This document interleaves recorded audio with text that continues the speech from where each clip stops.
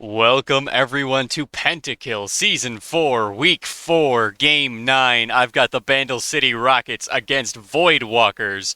I'm DepressionMain and I am joined by Bill Nye the Science Guy 2, aka Kaidou. Kaidou, what are we seeing today on the desk? You're a clanker. True.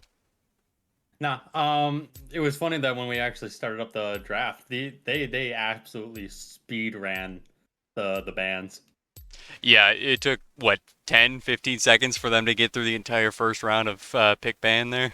Literally, you send me the link because you're like, oh yeah, they're gonna start it, and then I open it up and they're already 5 bans in. It literally was like 15 seconds to get 3 support bans on Moch and then like 2 bans on Nine Rain. Yeah, these teams both respecting the captains pretty heavily in their draft. They came in super ready, and I believe we had the first pick, Diana mid lane, out of BCR. Which I was confused about. I thought that was the jungle pick. Maybe that's just biased because Invisa plays it a lot for me, but it's just one of those. I'm not sure how strong of a flex she is, considering that I really haven't seen her played mid. She kind of needs to benefit from the Sunfire cape, which I don't know how well that works in the mid lane. Yeah, I suppose we're going to find out this time. A few pines. This, I believe, is a flex from his typical assassin styles that are more flighty, but this is pretty much all in uh, character for an all in comp, and honestly, I'm looking forward to seeing it. We got Gnar, we got Nunu, we got Brum that are pretty much, we're going to jump in, we're going to punch things, and then we're going to just stand there because we don't have outs. So they're Yeah, definitely and I know committing we for this. I don't know. We were talking just before this about a couple of the matchups. I had my own personal gripe was with just kind of the composition of BCR's draft. I ended up mentioning that it seems like there's a lack of cohesion. I'd put Jinx as like a mid late game carry. She'll probably start becoming meaningfully useful at about 25 minutes. Diana is probably going to be more around the 10 to 15-minute mark where she'll start to ramp up, but Nunu's going to want to be ganking from nearly the absolute beginning. And yeah, you can gank any lane feasibly, but it just seems like such an odd pairing when, look to the other side, Zach has a very aggressive bot lane to gank for. He has a top lane that, yeah, Gnar is kind of hard to hit, but Garen has the ability to follow up. The Diana you mentioned before, if she goes in, there is no backing out without a flash for her. So it seems like Voidwalkers are just set up really well to abuse the early game through the jungle. For sure, both teams looking to snowball early out of these junglers, Nunu and Zac, both huge ganking potential with their knockups and then roots to follow up. So we should definitely be looking at Citrone versus Nine Rain and seeing what they are up to in the first 5 minutes of the game, just to get an idea of how the rest of the game is going to play out.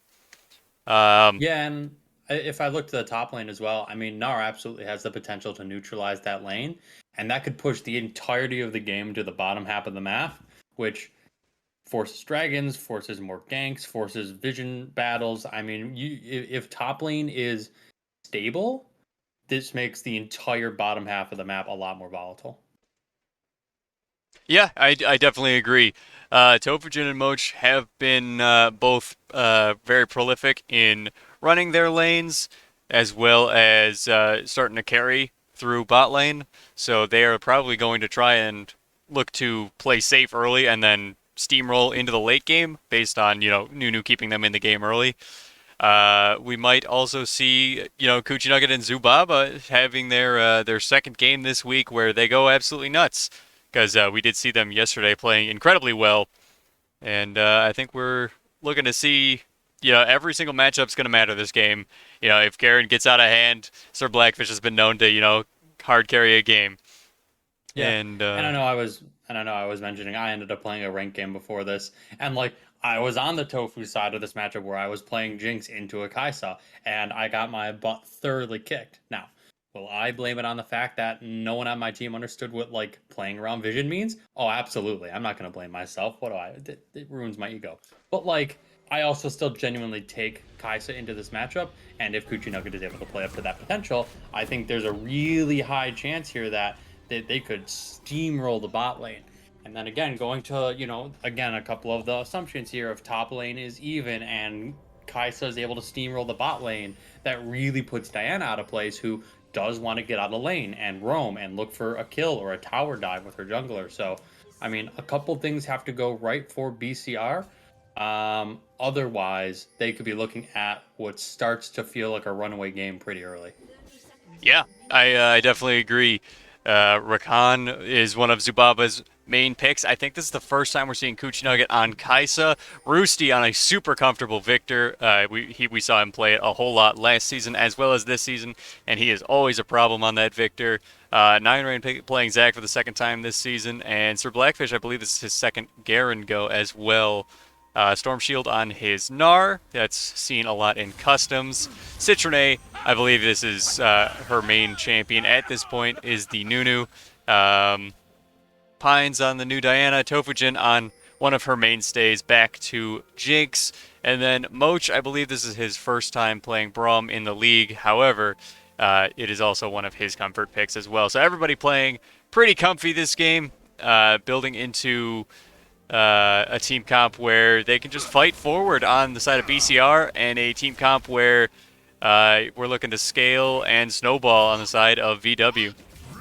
Yeah, and not to denigrate anyone in particular, but I'm surprised that Moch is on a more I don't want to say like a passive pick because Braum has the potential to go in, but compare that to something like his Thresh or the Senna that, you know, kind of clapped our team's cheeks. It's one of those like this was the guy they relied on for playmaking, and I feel like Braum has a lot less of that. So here he's able to kind of, you know, push them out, kind of get an advantage, zone them off of XP. So he's still playing aggressively, which is great to see. But compared to, say, a Senna, his ability to individually carry or impact the game is a lot lower, and I wonder how that puts the burden of carrying onto Tofu or a few Pines. Yeah, that's the absolutely good points. You know, both captains playing pretty hard tanks. You know, both huge CC monsters that are going to look to enable their carries here. Pines, Storm Shield, Tofujin on the side of BCR, and then Blackfish, Roosty, and Coochie Nugget on the side of Voidwalkers. And I expect to see some pretty early dragon pressure out of Voidwalkers, which could result in some BCR headed towards the Rift Herald. Yeah, and you already see Nunu, he went buff to buff. He's taking the Gromp here. This puts him just a little bit ahead of the Zac.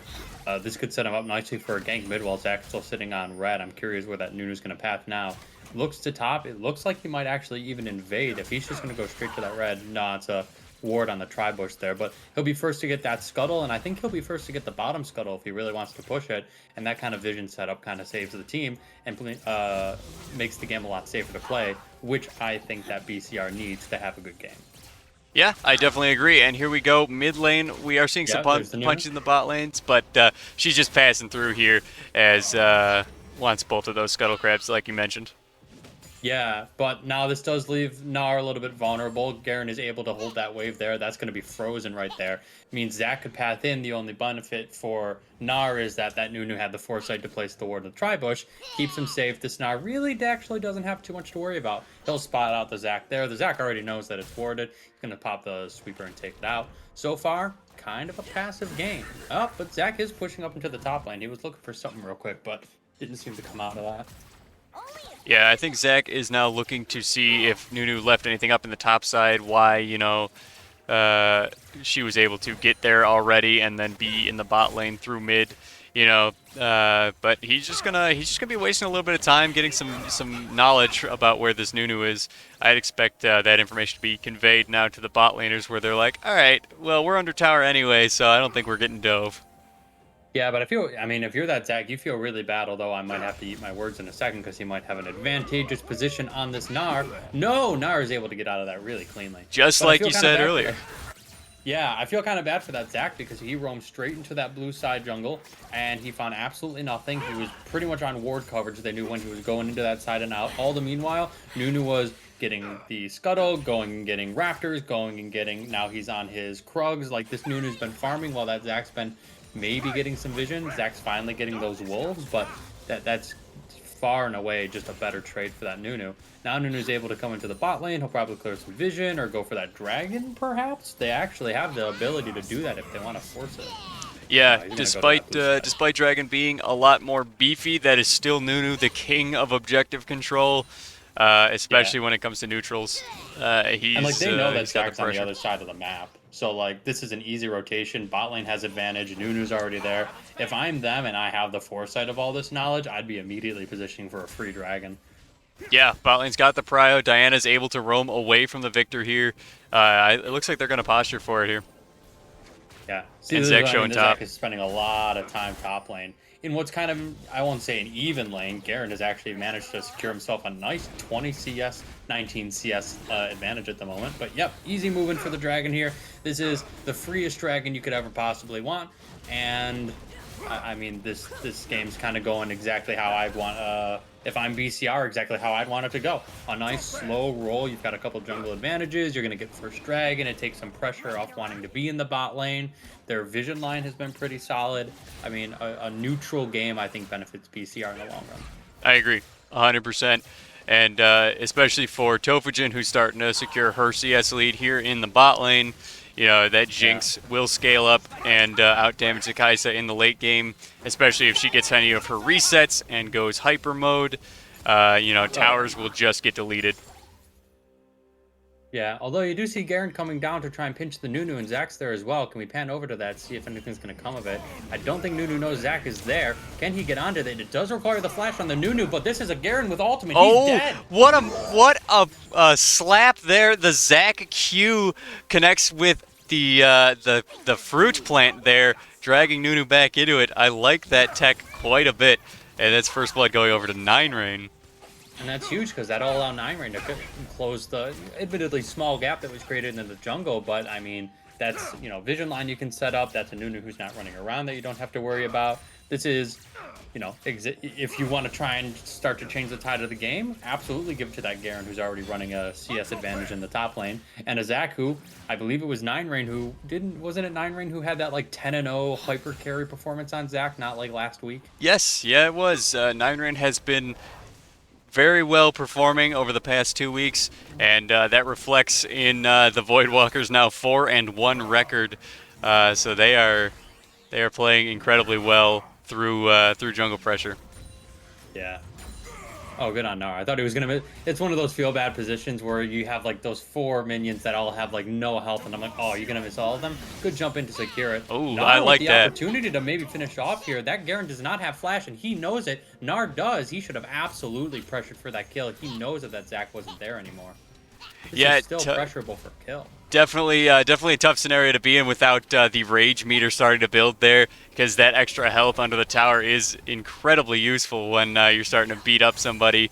Playing some hard punchies games there, he's got to measure out whether or not that tower is going to be his buddy or not. Absolutely. Now, the next thing I'm kind of looking at for both these teams is to see if they can't try and affect the mid lane. Again, talking about whether or not you want to scale or engage and do something early, this Victor is happy to sit there and just farm all game. And then, you know, 25, 30 minutes into the game, delete whoever he needs to, and that's his entire job. But this Diana needs to get on something. Either get a, you know, lane gank from Nunu, which is totally viable against that Victor. Either blow the flash or be able to go in.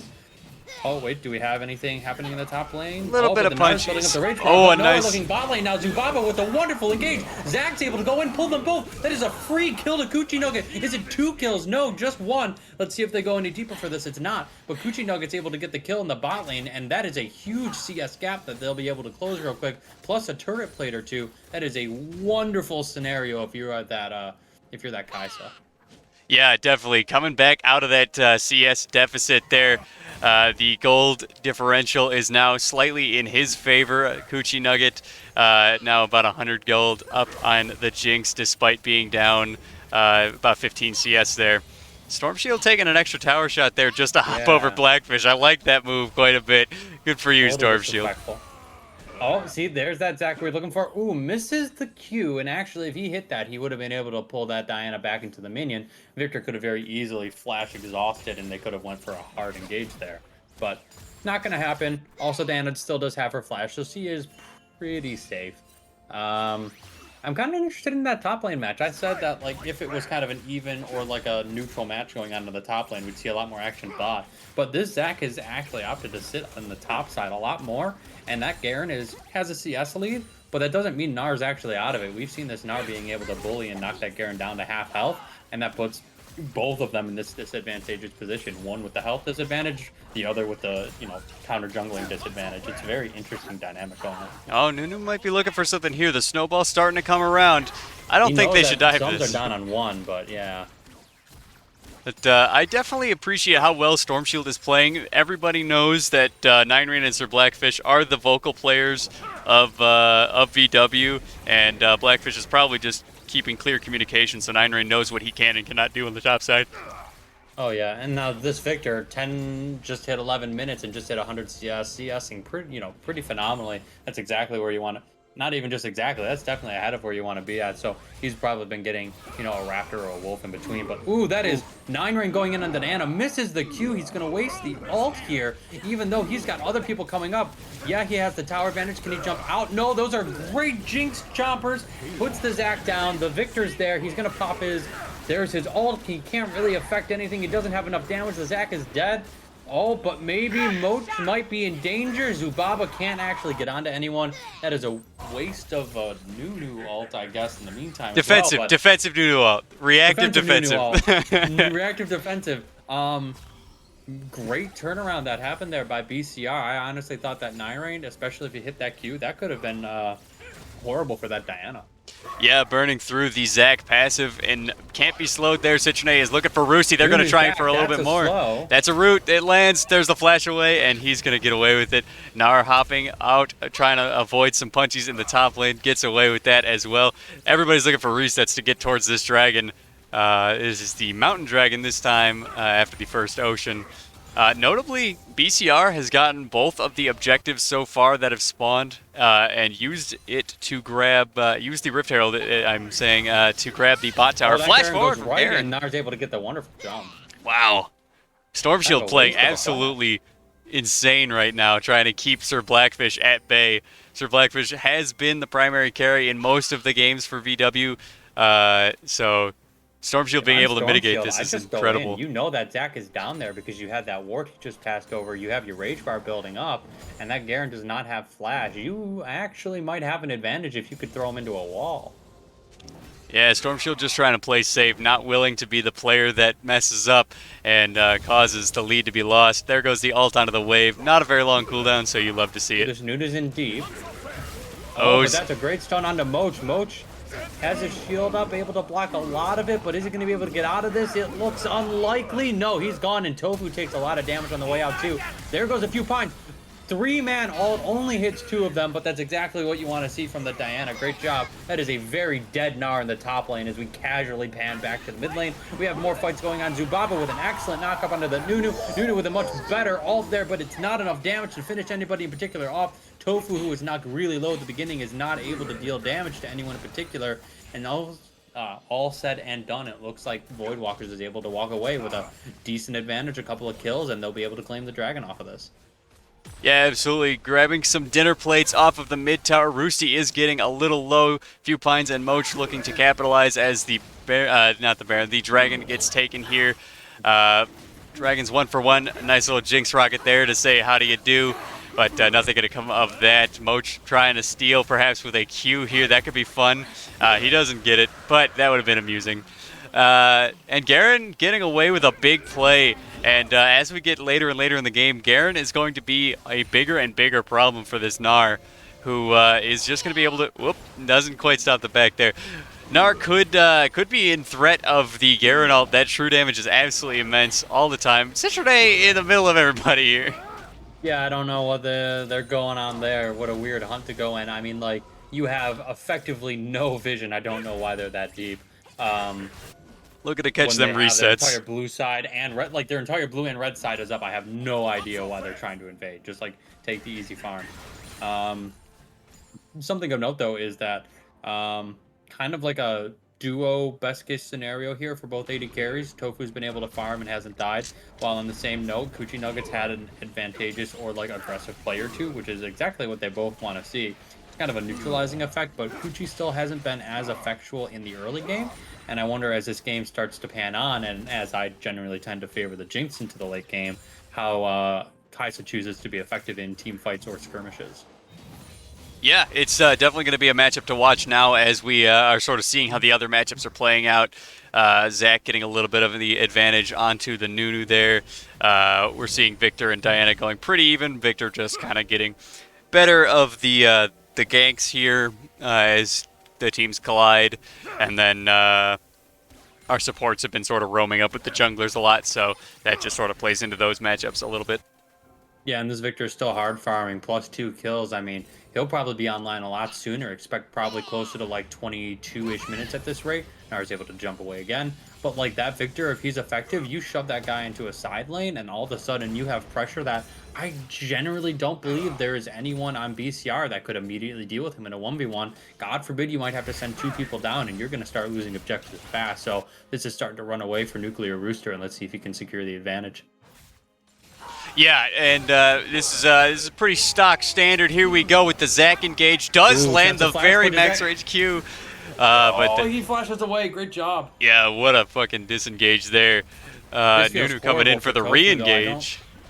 Tofu's build path. How much gold is she sitting on right now? She's currently sitting on 1,100, almost 1,200 gold. Tofujin getting absolutely melted by Nuclear Rooster, and we're looking for the Nunu ult to knock down as much as possible. That knocks a lot of the damage down. Yeah, I'm sitting there, and the reason I asked is because oh the double dive! Here we go. Nuclear Rooster taking an extra tower shot on the backline. Ooh. They're overextending a little bit, but like they're still fine. Yeah, but the reason I asked because Tofu, I mean, if you looked at her items, she just got her mythic. If she was able to start free firing with a mythic there, I mean, you saw how little damage she did to both Zach and I can't remember the other person she was starting to fire on, but like it just felt so bad. As I've been trying to teach myself more to learn more, I mean, you have one job as an AD carry. You need to do damage, and if you don't do damage, you're useless. So she's farming well, but that back timing and not being able to get that mythic clearly showed in that fight there where she wasn't able to help turn the fight, and they kind of got ran over. Yeah. Not her fault. That's just never got the opportunity to back. Yeah, exactly. Oh, Garen coming in here on the Gnar. Gnar is going to be unable to escape this. Kill. Yeah. Oh. Blackfish just absolutely smashes that Gnar into the rocks. Run away. Back to the glacier for you, Storm Shield. Oh, he's gonna be digging for that acorn for the next 1,000 years. Goodness. Welcome to the Ice Age.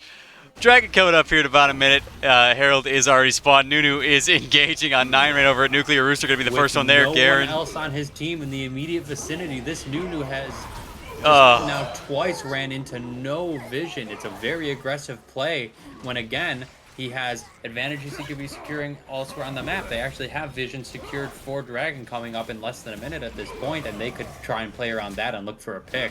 It's, you know, pathing that I don't want to sit there and like berate them for, but it's definitely highly questionable.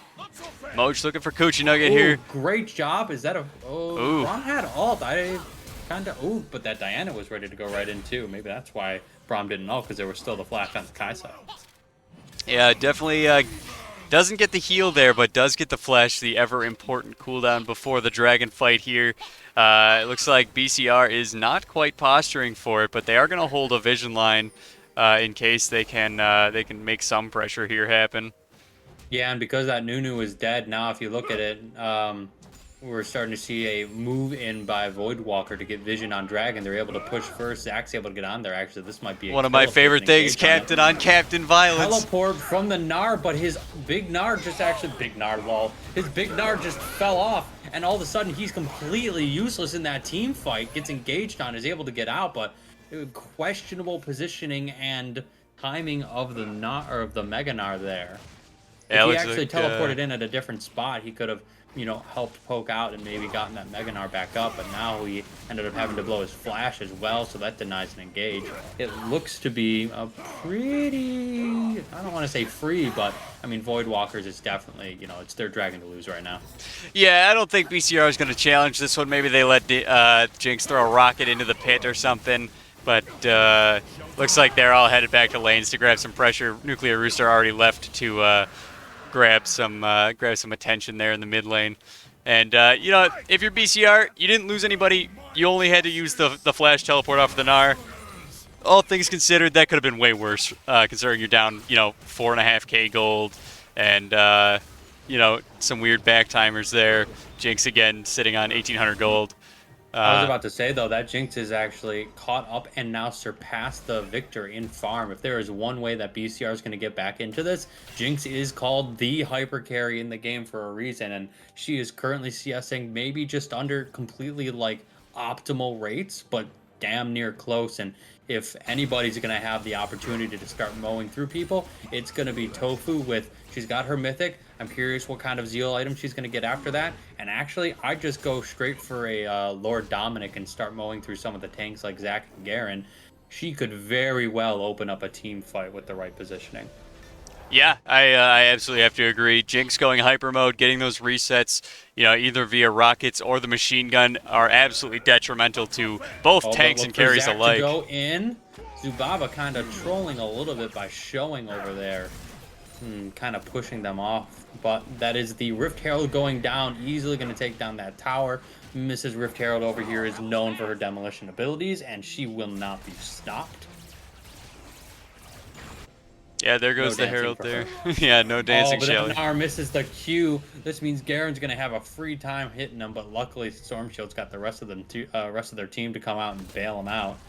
Got to remember, this Gnar does not have Flash, does not have Teleport, throwing him into a side lane where we know he's going to lose to the Garen at the moment, and no ability to teleport in means that this Gnar kind of has no great place to be right now.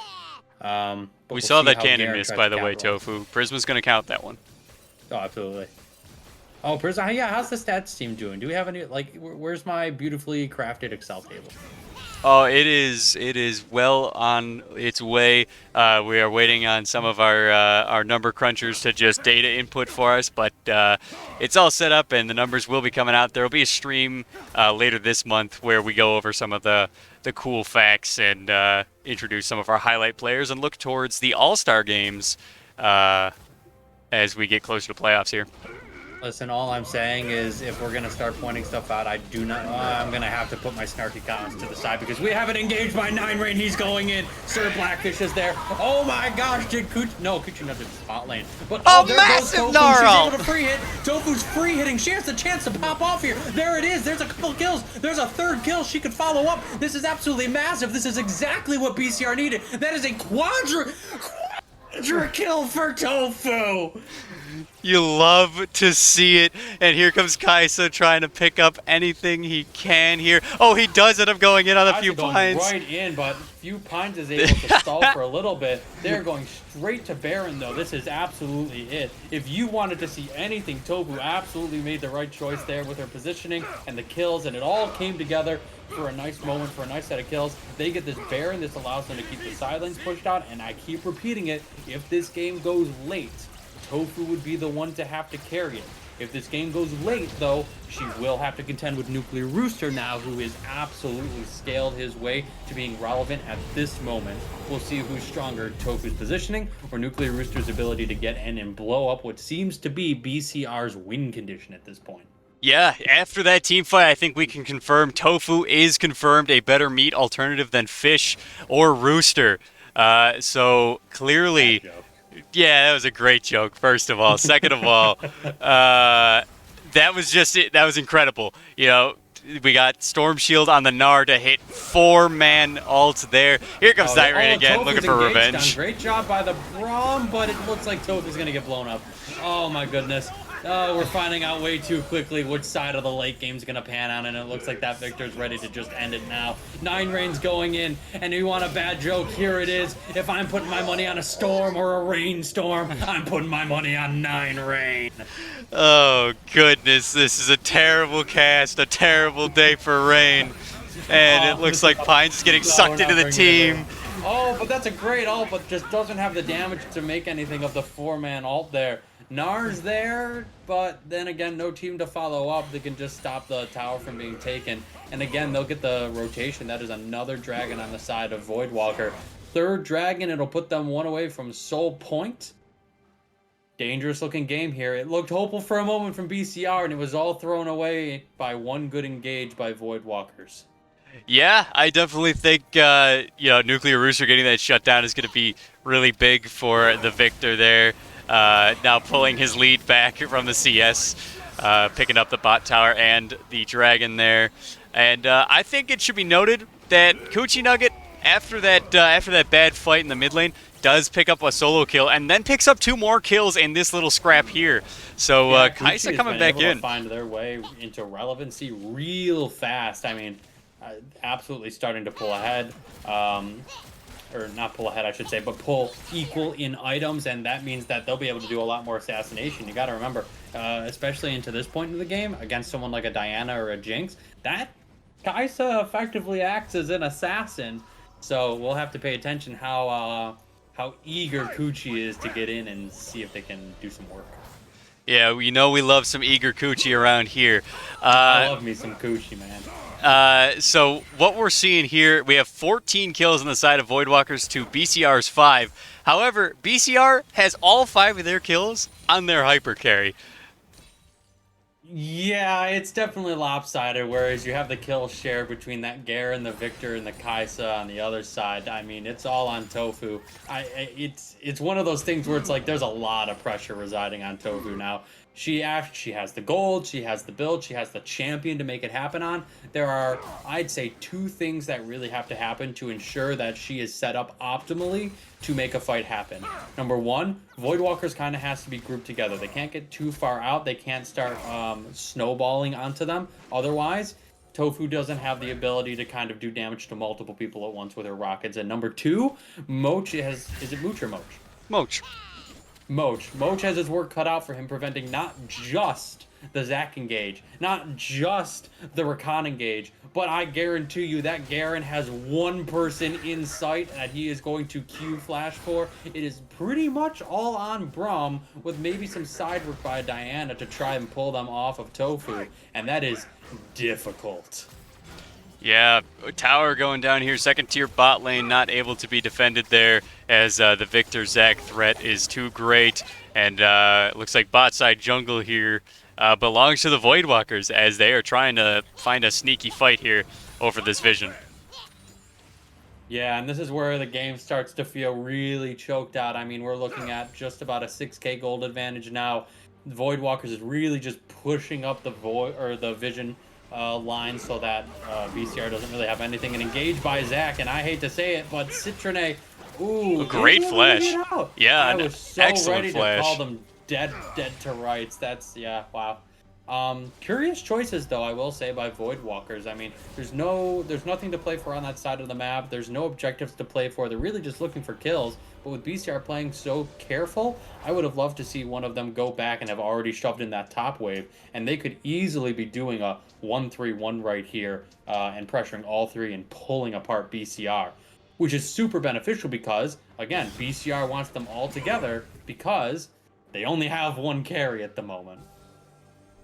Yeah, and now with these resets in pocket, the Voidwalkers just spent about 1.5k gold on just about everybody on their team. 2k on the Garen just got spent. So a bunch of item completions coming through here, and they're going to look to set something up here in the mid lane. Yeah, and I'm just, again, I'm sitting here trying to see, like, where is BCR going to find an advantage? Where is BCR going to find their way in? I mean, there's one place you're going to find everyone grouped up, it's going to be that Baron. So I would like to see BCR just start moving, pushing up their vision line, getting close to Baron, and especially in the jungle like that, Diana has advantage to pull people, Gnar has advantage to try and Gnar ult someone as Mega Gnar, and Tofu is allowed to free hit in the jungle with lines that are harder to get onto, or rather I should say that Braum has a much higher ability to prevent the engage with. I hate to call it, but like, this Baron might be the end of the game. Yeah, one way or the other, we could definitely see some shenanigans coming out of the results of this fight. If we get the Mega Gnar... There goes the Zac right onto Tofu. It's over before it starts. Coochie going in. Oh, we love some aggressive Coochie. And just like that, it is 5 for none in favor of the Voidwalkers here. They are going to go back for the Baron instead of trying to end. But looks like Garen is going to try and knock down the 2nd tier top tower and maybe go for the inhib as well.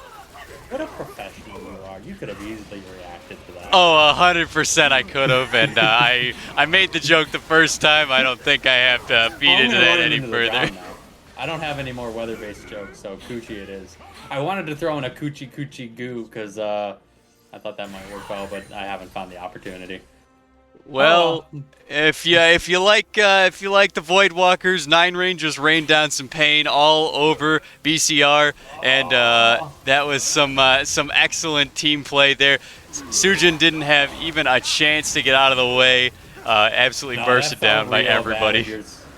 If you're Tofu, I mean, like, it's one of those where you're just going, oh, because you know it's over. You can't get out of it. You could flash all you want, but they're gonna follow up right again. I mean, I empathize so hard with that. Not like my team is like inting me or something, but just I play enough solo queue where it's like, great, now what do I do? I mean, this is going to get shoved right into base. Again, a nice advantage for BCR here is that, like, you're not going to get flanked if you have all of your towers up around your inhibs. So, like, this is a nice time to set up, so again, set up the vision just outside your base, make some aligns, push out a wave or two so you're not getting pinched in all 3 lanes, and look for, at this case, your best advantage might be a 3-4-4, maybe you get a 5-man fight. But, oh, Pines is just way too far out. Good ult, but not enough there. That was some questionable distance they were putting in that lane, knowing that Voidwalkers was running up. Yeah, now with the Dragon Soul, the Wind Dragon is going to quicken things along, as anybody that ults here is going to get that movement speed bonus, and it is going to be big for just about whoever can use it. Zach getting those multi-knockups, Victor getting the positioning he wants, and it looks like they're looking to dive good job here. by Tofu to stop that Zach engage. Honestly, that could have been the start to something dangerous. Yeah.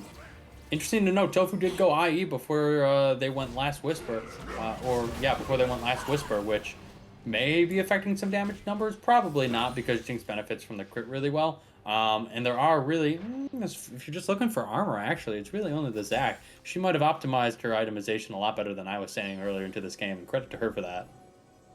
Yeah, she is incredibly well versed in how to build characters, and it looks like Moch is trying to feed into her as best he can, giving the Locket and Knight's Vow over. And at this point, we're just looking to see if Nunu Braum can be a wall for the Nar Diana Jinx. They're gonna have to be, and I would love to see Diana. You know what? If that Zac goes in, immediately counter engage behind them and see who you can get on. That's some good slow there's by Tofu. That tower's going down. One poke by Victor does a quarter of Tofu's damage. It just does not feel great. There's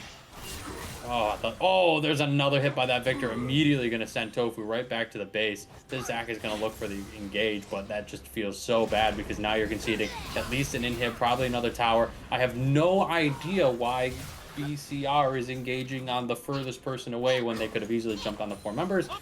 I'm not here to criticize gameplay. I absolutely am. Who am I? I am just a hard-stuck flat 280 hit.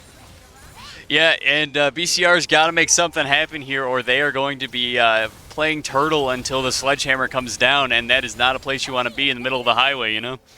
The only benefit here is that there is going to be a lot of gold flowing in right now that they could all start to pick up, and I would absolutely, you know what? You funnel the majority of that onto that Jinx. She's not that far away from finishing up everything, and you want to get a decent chunk of that onto that Diana as well, because that Diana very, very quickly is going to need to be able to start doing some work in the back line, and another item or two is going to make that happen. Yeah, I definitely agree. The Victor playing some item manipulation there to get some extra magic pen on this buy, and it looks like they are fully reset, looking to take over the map all as 5 here, and looks like bot lane is going to be where Garen is banished to, because nobody likes filthy Garen players. Oh, absolutely not. Feels bad though for Tofu, because now we're at that very late game point where Victor literally just draws a line over her body, hits Q, and she's just gone. I mean, yeah, you have stopwatch, but I mean, she's gonna have to have the fastest fingers in the West to really get out of that. Ooh, Roosty a little bit. To blow flash to get out. Yeah, a little bit preemptive there on the Victor. I think if Zac lands first, then that's a different fight there. But Citroën just able to squeak out of her topside jungle there. God, even just watching this game right now, like in game, if I was in BCR's position, I would sit there and my blood would be boiling at this Garen, just because I hate it when a team does a really good job of their objective, sending someone to the side lane who you can't deal with, mowing down towers. It just feels so helpless. There goes the Zac. Tofu immediately flash. Moch is able to get the stun up onto the Zac, but she's able to avoid the Rakan as well. She needs to start free hitting. The nine Rain's able to get in. Tofu still free hitting. What can she do here? Nars keeping the Garen away, and we're pulling back.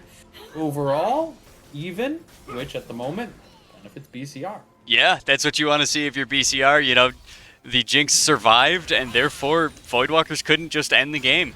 And that Downside matters. is Baron up in half a minute, Elder up in a minute, and you know, as respectfully as I can put it, if they get Elder Dragon, I mean, It's going to be a hard-pressed win there.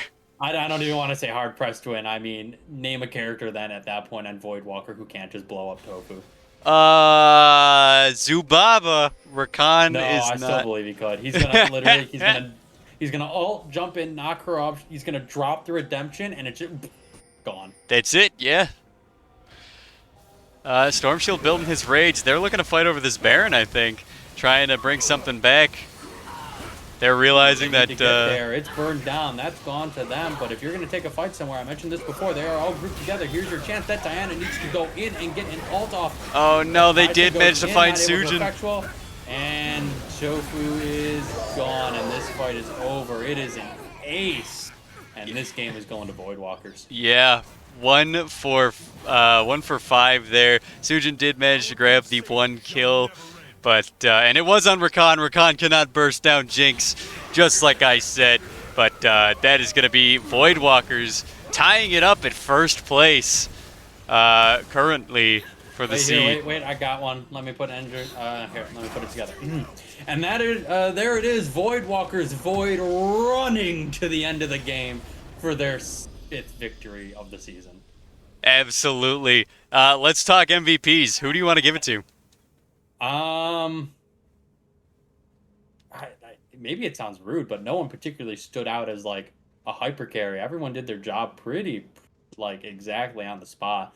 I mean, if there was any one person I could pick apart, I mean, a lot of the early advantages were gained by, I'd say, Sir Blackfish really just denying the Nar's effectiveness in getting those cross-map teleports. Maybe that's where I throw it.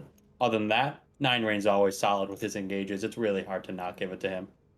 Yeah, I'm caught between Nine Rain and Nuclear Rooster. Both of those guys played an incredible game with the Zac engages and map control. Obviously, Citronet outplaying him a little bit in the early game, but that mid to late game team fights, he made it work. And Nuclear Rooster with an absolutely insane gold advantage, about 2K over Sujin, which is incredibly significant. So. Yeah. I think I might have to give it to the victor here. Big damage, big carry. 11-1 at the end of the game there. I said, I've got no major way to disagree, so I'm happy to give it to Rooster as well. Great job. Yeah, honestly, a really clean gameplay by Voidwalkers, and they're looking to be top of the bracket up there with SIH and Shaw. They better not be. They better not be at the top of the bracket. I swear to God, if I have to compete for my first place spot, it's not happening. Well, we will see more games from the teams coming up on Saturday and Sunday this weekend, and maybe on Friday if PF and Shaw can get their scheduling worked out. So we'll definitely be looking to see where the standings are going into week 6 next week. Oh God, it's already week 6. Yeah. It's so weird because like we've played